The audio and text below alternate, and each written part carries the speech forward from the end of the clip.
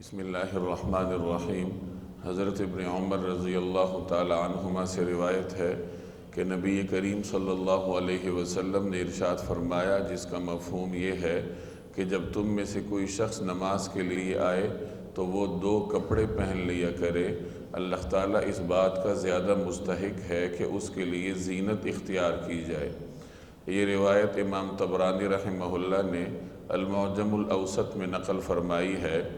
نماز کی حالت انسان کی زندگی میں سب سے قیمتی لمحات ہوتے ہیں، کیونکہ نماز کی حالت میں انسان اپنے مالک اور خالق کے سامنے بندگی کا اظہار کرتا ہے۔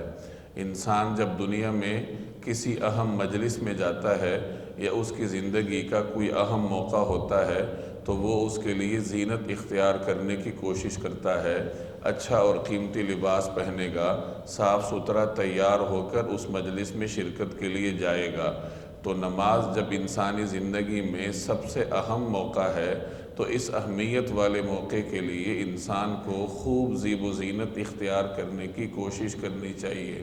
چنانچہ رسول اللہ صلی اللہ علیہ وسلم نے اس روایت میں امت کو یہی تعلیم فرمائی ہے کہ اللہ تعالیٰ جب اس بات کا زیادہ حق رکھتا ہے کہ اس کے لیے زیب و زینت اختیار کی جائے تو تم لوگ نماز کی حالت میں 2 کپڑے پہن لیا کرو۔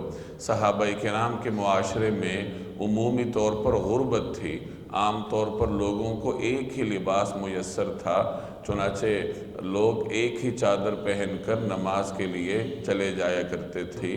تو آپ صلی اللہ علیہ وسلم نے اس روایت میں انہیں تلقین فرمائی، 2 کپڑے پہن کر نماز پڑھا کرو تاکہ انسان جس وقت نماز پڑھے تو اس نے پورا لباس پہنا ہو۔